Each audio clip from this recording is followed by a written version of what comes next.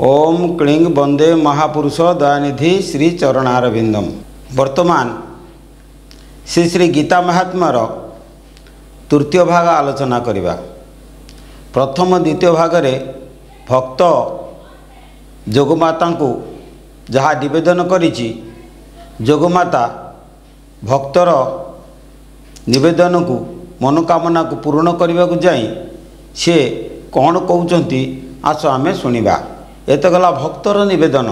भक्त जोगमाता को तांकर तत्वज्ञान विषय पचारुछि कि हे माता आपण आपणकर रहस्य मते दयाकरी बुझाई दियंतु।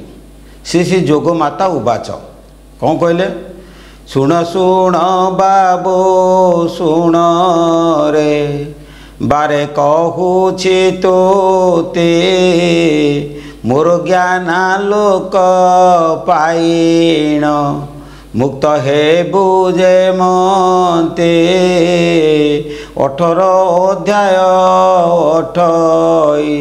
28 पावछ अतिक्रम कले वैकुंठ धाम दिशिव स्वच्छ गुरुपदेशे तो देह रथे होइले रथी दया बही हेबे से दया निधि रथे सारथी कृष्णार्जुन जहा बोलंती गुरु शिष्य संवाद मन चैतन वटई एहु शरीर भेद गुरु जोग बले शिष्यर हृदु अज्ञान नाशे उपदेश छले श्रीकृष्ण साजी हृदय बसे सेई चेता नाम बलरे शिष्य संसार क्षेत्रे देहरथ घेनी प्रकृति संगे युद्धरे माते। हे भक्त, हे पुओ जोगमाता कहउछंती, हे पुओ मोर ज्ञान आलोक लाभ करी किपरि भावरे मुक्ति लाभ करिबु ताहा कहूछि तु शोण। मोर 18 गोटी अध्याय जोगर 18 गोटी पावछ तू ताको अतिक्रम कले तोते वैकुंठपुर परिष्कार भाव में देखा जीवो। यही देह गोटे रथ तू सद्गुरुंक ठारू उपदेश ग्रहण कले सही रथरे रथी हेबाकू सक्षम हेबो।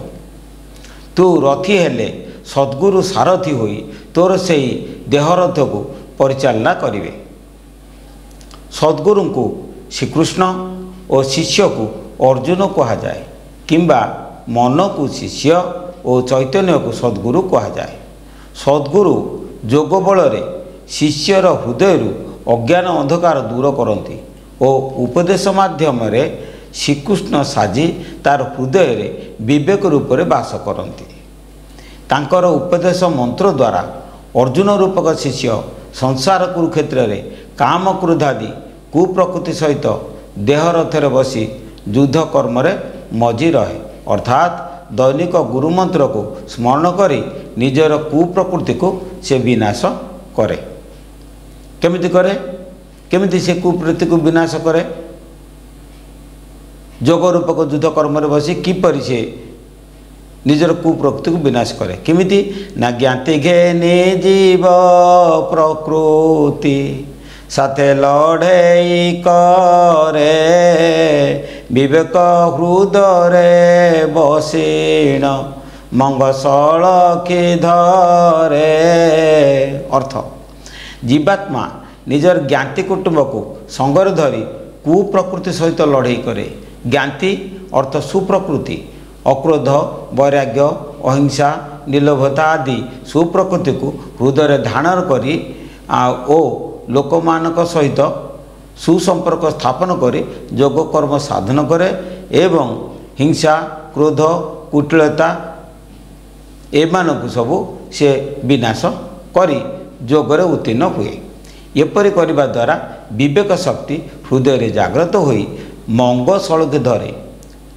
ମଙ୍ଗ ଅର୍ଥାତ୍ ନାମ ରୂପକ ନୌକାର ମଙ୍ଗକୁ ସେ ସଳଖି ଧରି ସାଧକକୁ ଠିକ୍ ମାର୍ଗରେ ପରିଚାଳନା କରନ୍ତି। ସାଧକ ଦେହରଥରେ ବସି ପ୍ରାଣାୟାମ ରୂପ ଯୋଗ କର୍ମ ଆରମ୍ଭ କରେ। ଏହାର ଭାଗବତ ପ୍ରମାଣ ଆମେ ବର୍ତ୍ତମାନ ପାଇବା। କ'ଣ?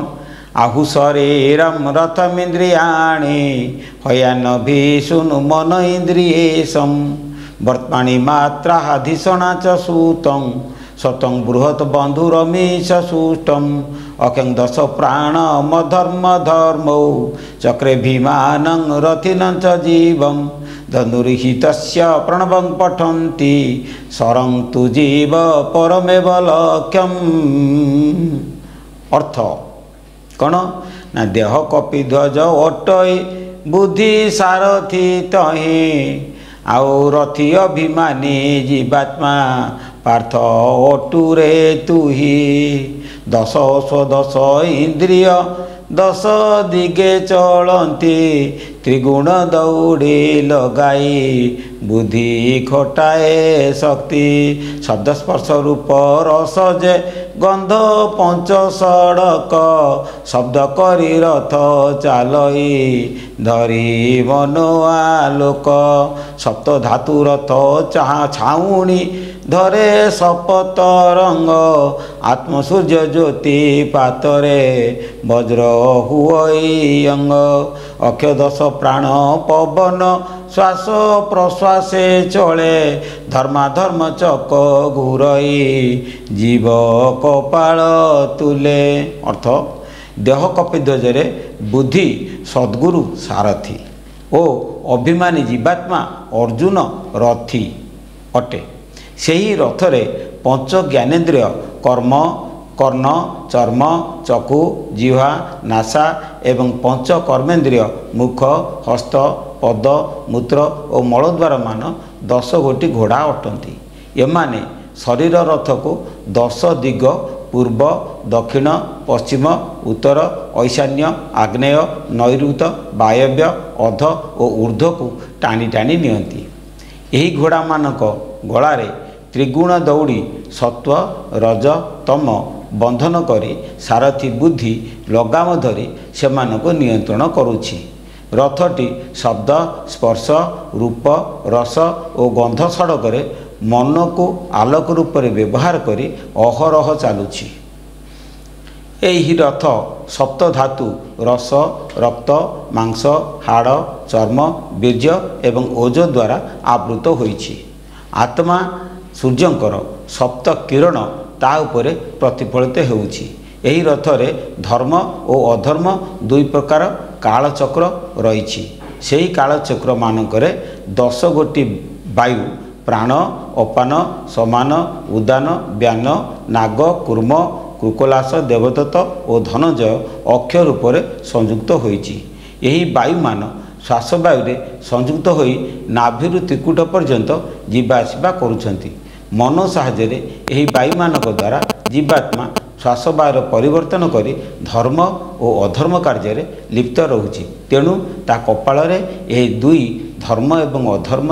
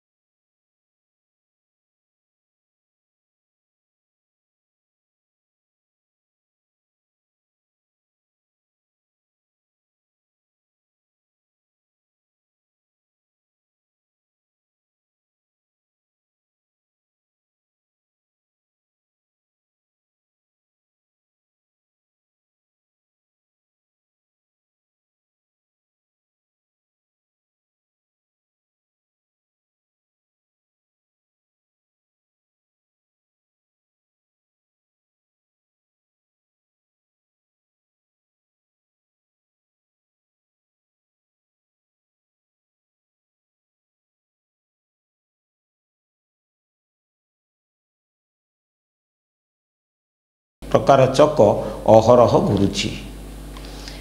ତେଣୁ ଏ କିଭଳି ଭାବରେ ଦେହ ରଥରେ ଆମେ ରହିଛନ୍ତି, ୟାର ଗୋଟେ ଭଜନ ମୁଁ ବର୍ତ୍ତମାନ କହୁଛି, ଆପଣମାନେ ଶୁଣନ୍ତୁ।